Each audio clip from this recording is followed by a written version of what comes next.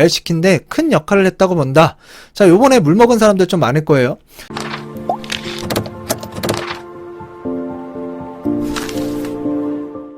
예, 안녕하세요. 백부스입니다. 오늘은 어제 나온 대책, 시장에서 어떠한 반응이 나오고 있고, 또한 전문가분들은 어떻게 예측을 하고 있는지 한번 내용을 살펴보는 시간 갖도록 하겠습니다. 대책 발표 후 아직 시간이 얼마 흐르지 않은 만큼 대책 효과가 있는지 없는지 시장에 나타나려면 시간이 약 한 1주에서 2주 정도 가량 지나야 할 것 같은데요. 일단 제 생각으로는 이번 대책, 자, 일부 역세권, 고밀도 개발이 이루어질 수 있다라는 지역들, 자, 그런 지역들을 중심으로 해서 매수 심리가 일단 진정될 것으로 이제 예상이 되는데요. 공급 대책이 발표된 지 얼마 되지 않은 만큼 이제 설 명절 돌아오죠. 설 명절 이후에 집값의 방향성이 이제 결정이 될 것 같습니다. 다만 공공주도의 공급 물량이 실제 공급까지는 시간이 걸리는 점을 감안했을 때 당장 집값의 상승세와 전세값의 급등세를 막기에는 분명히 한계점으로 이제 작용할 것 같고요. 자, 작년에 이사들 많이 못 갔잖아요. 그리고 작년에 또 신혼부부 결혼을 또 미뤘습니다. 그래서 올해 또 집을 이사하거나 구해야 되는 사람들이 이번 봄철을 기준으로 해서 움직임이 커질 수가 있는데요. 하여튼 설 명절 이후 흐름을 한번 유심히 지켜봐야 될 것 같습니다. 이사 대책 전문가들 공급 시그널 환영하고 있고 집값 안정 실효성엔 대신 의문이 있다. 자, 이런 헤드라인 기사가 실렸습니다. 자, 공급이라는 거는 지금 단기간에 될 수 있는 건 아니잖아요. 저는 이 공급 잘 했다라고 봐요. 근데 좀 구체적이고 실체적인 부분이 좀 미흡했다라는 거. 자, 요게 이제 좀 지적사항이고요. 그리고 우리가 어제 원했던 대책 안에는 지금 현재 매매가, 그 다음에 전월세 시장 굉장히 불안하잖아요. 자, 이런 불안한 시장을 좀 잠재울 수 있을 만한 이 정책적인 부분이 나왔어야 되는데 이게 안 나와서 좀 아쉬워요. 현재 이 부동산 시장 저희가 봐도 굉장히 비정상적인 시장이고 가격이 형성되고 있는 이 시장을 좀 잠재워줄 수 있는 그런 정책이 나왔어야 되는데 지금 단기적으로 뭔가 이런 걸 해결하기 위한 방안은 전혀 안 나오고 이런 공급, 좀 중장기적으로, 그리고 중장기적으로 되는 부분도 이게 시간적으로 그 2025년도까지 공급이 될지 굉장히 의문이 들고요. 자, 그러니까 지금 집값 안정성에는 실효성에 대해서 의구심을 갖는다. 자, 이런 전문가분들 의견이 굉장히 많은 것 같아요. 정부가 역대 최대 규모의 공급을 발표했지만 벌써부터 실효성에 의문이 일어나고 있다. 4일 국토부에 따르면 32만 가구를 포함해서 전국 대도시권 83만 가구 이상의 주택 공급할 예정이다. 그래서 건설 기간도 2025년까지 단축했다라고 이제 얘기를 했고요. 전문가들은 주택을 빠르고 대규모로 공급해 시장 불안을 잡겠다라는 보관에 대해서는 시장의 반응은 긍정적이지만 저도 역시 나쁘지 않다라고 봐요. 근데 당장 집값 안정화 효과를 기대하기에는 무리가 있다라는 평가다. 5년 이내에 사업 완료를 한다라는 전제를 달았지만 이미 진행되고 있는 수급 불균형 완화에는 어렵다라는 이유다. 그래서 지금 재고 시장, 그러니까 재고 주택이 좀 나올 수 있게끔 해서 이게 시장에서 이제 돌아갈 수 있는 물건 이걸 끄집어냈어야 되는데 이런 부분도 좀 부족했고요. 자, 그리고 이제 전문가분들 이제 의견 하나씩 한번 살펴볼게요. 이창무 한양대학교 도시공학과 교수는 공급 대책 다방면으로 나온 점에 대해선 높이 평가하지만 그간 진행하지 않은 방식도 적지 않다. 그러니까 지금까지 해왔던 방식이 아니고 경험이 없기 때문에 좀 우려의 목소리라고 판단되고요. 또 그만큼 사업을 잘 진행할 수 있을지 실효성에 대한 의문이 든다고 지적을 했다. 국토부가 실제 발표한 3기 신도시 등을 통해 공급하는 물량을 합치면 200만 가구 이상이 되지만 구체적인 계획은 발표하지 않은 상황이다. 김규정 한국투자 증권 자산승계 연구소장이죠. 자, 자산을 늘려주기 위해서 연구하시는 분이에요. 자, 대책만 놓고 보면 중장기적으로 시장의 안정을 기대해 볼 수 있으나 단기적인 부분은 아니고요. 중장기적으로 안정을 기대해 볼 수 있다. 아무리 속도를 내더라도 공급까지 시간이 걸릴 수밖에 없다. 당장 이번 대책 효과를 거둘 수 있을지는 모르겠다. 한경 건국대 부동산학과 교수는 단기적으로는 일부 신규 택지 개발과 공공정비사업 등이 개발 호재로 인식될 수 있고, 이에 따라 이미 열기가 과열된 청약 대기 수요는 늘고 있어 전세난이 심화할 수 있다. 자, 올 봄철에 저는 좀 불안불안해 보이거든요.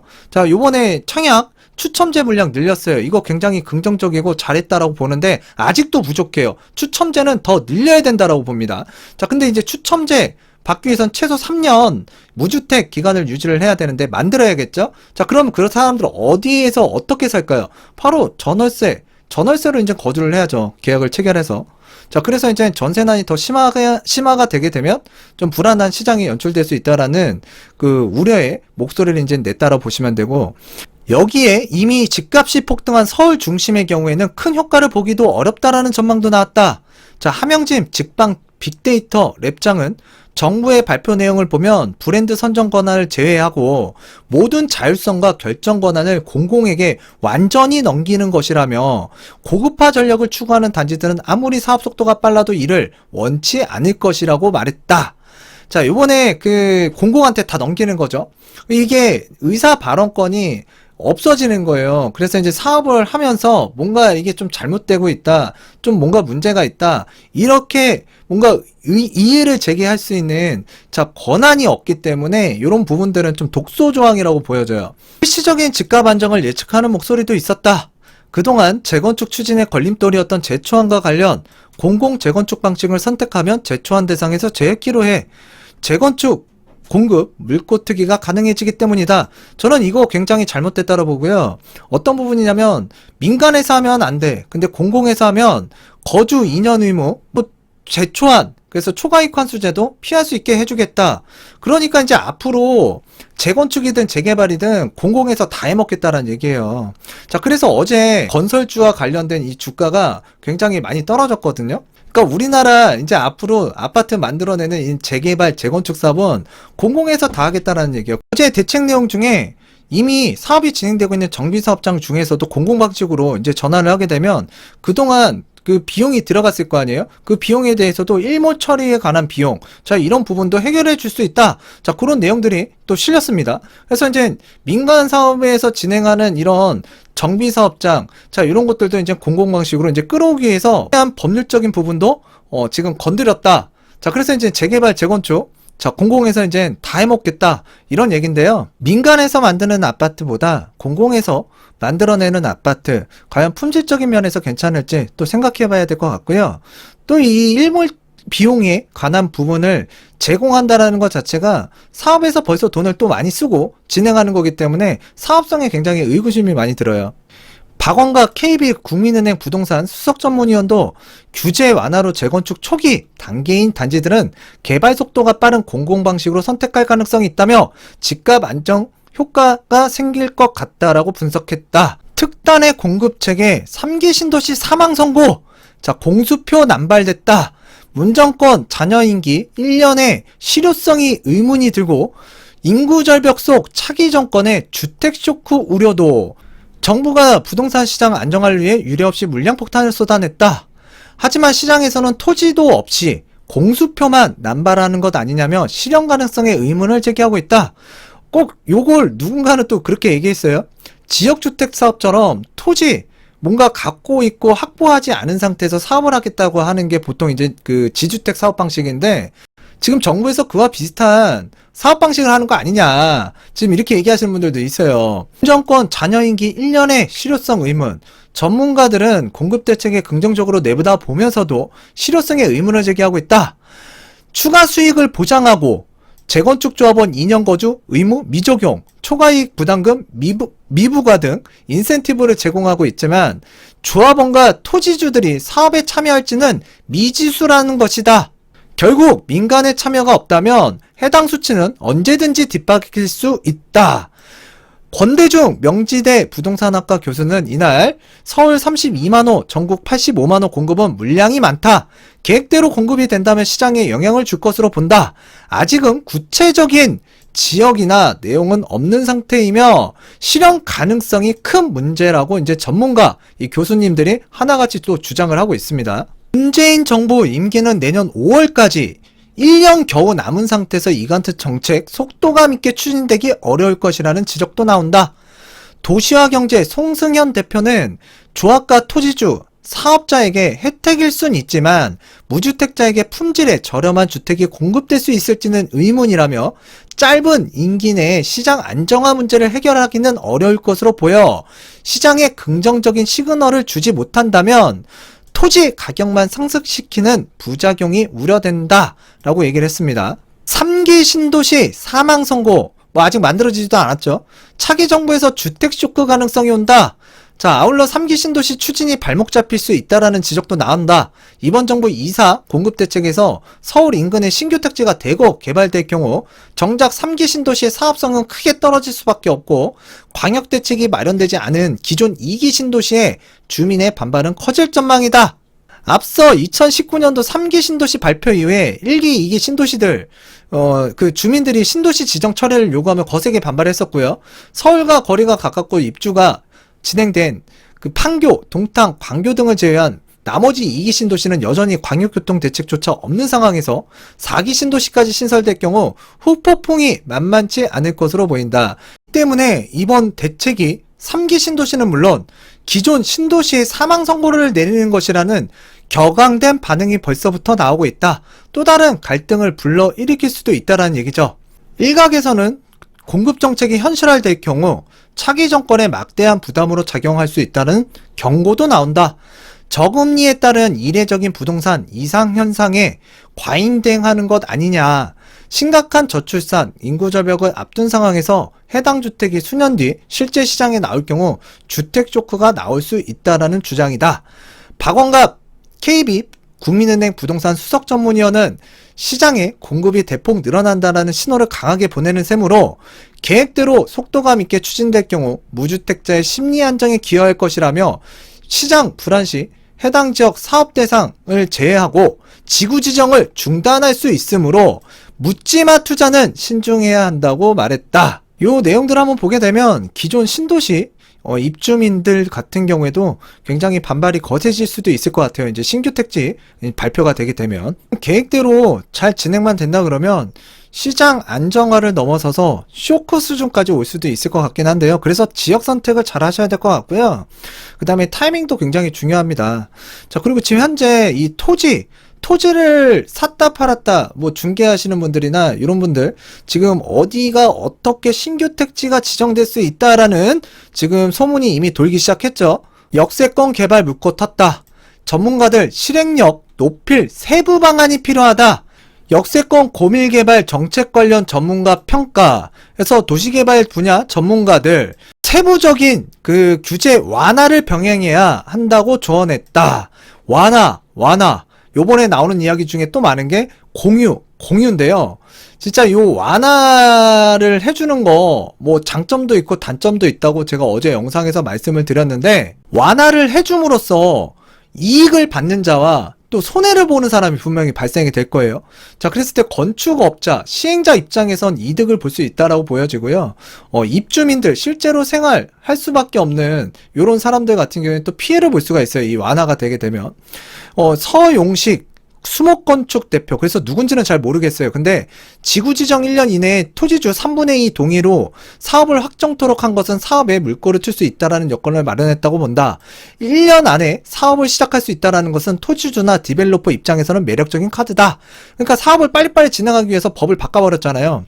서 대표는 추가 제도 개선을 위해서 인허가 행정절차 보다 간소화시키고 사업성을 높일 수 있는 추가 방안이 필요하다고 조언했다.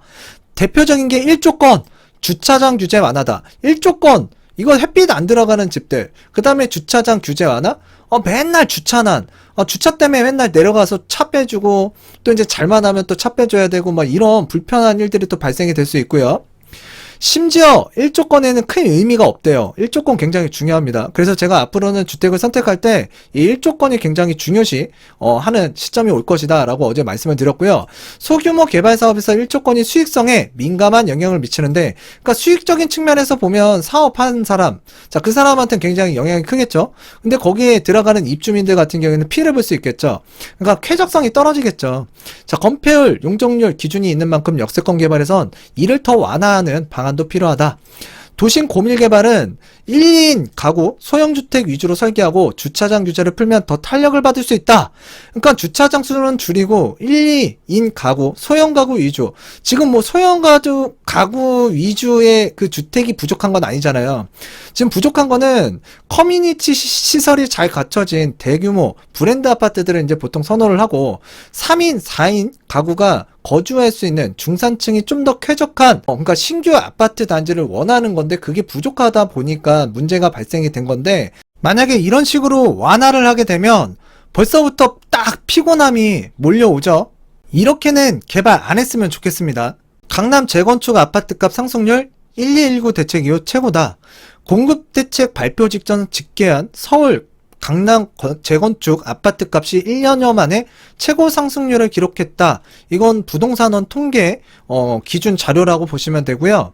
전국 83만 6천 가구의 공급 계획을 주 내용으로 하는 정부의 공급 대책은 시장 불안을 잠재울 수 있을 만한 대규모 물량이라는 점에서 실수요자의 기대감이 커지고 있지만 여전히 집값을 잡지 못할 것이라는 회의론도 만만치 않다. 특히 공급 대책의 규제가 완화에 대한 기대감으로 주택시장의 과열을 부추길 수도 있어 정부가 마련한 투기 수요 억제 방안이 효력을 발휘할지가 관건이다. 효과가 한 1주, 2주, 설 이후에 이제 뭐 나타날 텐데요. 자칫 잘못하면 지금 강남권에 있는 재건축 아파트가 크게 상승을 했기 때문에 시장에 크게 또 파장이 일어날 수도 있어요. 강남권의 흐름은 항상 유의 있게 제가 봐야 된다고 말씀을 드렸는데 강남 4구 지역은 최근 재건축 사업 진척에 대한 기대감으로 매수 문의가 늘고 있지만 집값 상승 전망이 우세해지며 매물 부족 현상이 동시에 나타나고 있다. 지금 사업 속도를 굉장히 빨리 진행을 하려고 하는 강남권에 있는 재건축 아파트 단지들 좀 가격 흐름을 예의주시할 필요가 있습니다. 정부가 마련한 우선 공급권 제도로 인해 강남권 재건축 사업의 매수세가 주춤할 것이라는 전망이 제기됐다. 이는 재개발 정비사업지가 주택공급 활성화지구 예정구역으로 지정이 되면 토지주에게는 그에 상당하는 주택을 우선 공급하는 권한을 부여한 것인데 투기성 자금의 유입을 차단하기 위해 고안이 됐다. 자, 요 내용에 대해서 이제 여러분들이 꼭 주의를 하실 필요가 있을 것 같고요. 대책 발표일 이후 사업구역 내 기존 부동산에 대한 신규 매입 계약을 체결한 경우에는 우선 공급권을 주지 않기로 했다. 그래서 요게 이제 현금 청산자가 되는 내용이기 때문에 정말 중요하고요. 이에 부동산의 공급 계획이 구체화될 때까지는 투자에 신중해야 된다는 분위기가 커지고 있다. 언제까지?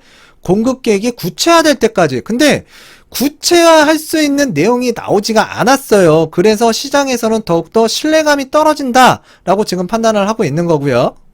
주택을 구매하더라도 입주권을 못 받을 수 있다는 신중론이 확산되고 있어 구체적인 지역이 확정될 때까지는 매수세가 주춤해질 전망이라고 말했다. 그러나 실제 공급 물량과 지역이 확보된 것은 아니지만 매수 심리를 꺾기 어렵다는 의견도 있다. 뭐 지역이 확보가 돼야 뭐 발표한 내용대로 공급이 제대로 원활하게 될지 안 될지 알 수가 있을 텐데 지금 확보가 되지 않아서 사실상 공급 물량이 제대로 만들어질지 아직까지는 모르는 거예요. 5년 내 서울에 32만 호 물음표 달고 알맹이 없는 공갈빵이다. 천정부지로 오르는 집값 잡기 위한 획기적인 방안이라는 게 정부의 설명이지만 민간 공급 활성화를 유도할 당근책은 없었다. 공급 가능한 물량을 뻥튀기 한 데다가 당장 급한 불을 끄기에도 역부족이라는 평가다. 홍남기 경제부 총리는 32만 호는 서울시 재고주택의 10%에 달하는 공급 쇼크 수준이라며 주택시장이 확고한 안정세로 접어들 것이라고 자신했다. 정부에서 혜택이라는 혜택은 굉장히 장밋빛 전망을 쏟아내면서 추진한다고 하는데요. 하지만 벌써부터 비판이 거세다. 큰 그림만 있을 뿐 개발에 착수할 대상지가 전혀 나오고 있지 않고 주민 참여가 기대에 못 미치면 대책의 실현 가능성이 떨어질 수밖에 없었다. 기존 거주자, 조합원들의 주택수를 신규 공급 주택수에 포함 공급 가능한 물량을 부풀렸다는 지적도 나왔다. 최양수 건국대 부동산학과 교수는 실제 서울주택 순 증가분은 32만 호가 아닌 10만 호 수준일 것이라고 했다. 고종환 한국자산관리원장은 음마, 잠실, 주공 5단지, 압구정, 여의도, 목동, 아파트 등 노른자 위의 대형 단지가 공공주도 개발에 참여할 가능성은 낮다. 공급 목표 달성이 불확실하다고 봤다. 현재 주택난을 풀 묘책마저 보이지 않는다. 올해 서울 아파트 입주 물량은 3만 가구에 못 미쳐서 작년에 반토막 정도다. 내년에는 2만 가구가 안 된다. 새 임대차법 시행 후 심화 중인 전세 대란에도 정부는 순환정비, 숙박업소 등의 비주택 리모델링과 매입 임대 확대 외에는 뾰족한 수를 내놓지 못하고 있다. 서울 곳곳에서 개발이 이루어질 경우 이주 수요가 들면서 전세난을 부추길 수 있다라는 우려가 나오고 있다. 저런 이유에 의해서 올해 전세난 좀 심각할 것 같다라고 보시는 분들이 많은 것 같습니다. 어제부터, 그러니까 4일부터 집 사면 현금 청산될 수 있다. 재산권 침해 논란, 이사 부동산 공급 대책 과도한 소급 적용 우려. 또 사업지에서 신규 주택을 매입하는 경우 이제 현금 청산 대상이 되는데요. 투기 수요 유입되는 것을 사전에 차단하기 위한 조치라는 것이 이제 국토부 설명인데, 자, 이렇게 이제 거래를 할 수 없게 만들면 또 불편함을 겪을 수밖에 없겠죠. 이렇게 되면은 제가 일전에도 말씀드렸는데 함부로 대책 이전에 이런 지역에다가 투자를 하는 건 좀 지양하시라고, 그러니까 하지 말라고 제가 말씀을 드렸는데, 이 같은 방침이 정상적인 거래까지 또 위축시킬 수도 있고 우려스러운 부분이거든요. 자, 업계 관계자는 정부의 과도한 투기 방지 대책이 거래의 불확실성만 키웠다. 자칫 정비구역으로 지정되면 새 집은 고사하고 살던 집에서도 쫓겨날 수 있는데 누가 함부로 집을 사겠느냐 반문했다. 구역 지정 가능성만으로도 지금 아직 뭐 지정이 되진 않았잖아요. 근데 구역 지정이라고 해놓고 자 이렇게 한다 그러면 좀 이해가 가겠는데 지금 아직 정해진 게 없습니다. 근데 이제 구역 지정이 돼버리면 4일 이후에 주택을 매매했다. 그러면 그 순간부터 애물단지가 돼버리는 거예요. 애물단지. 그래서 부동산 114 임병철 연구위원장은 우선 입주권 기준은 국민의 재산권을 과도하게 제한하는 문제가 있다고 발생이 됐다. 자, 이렇게 기사가 또 실렸고요.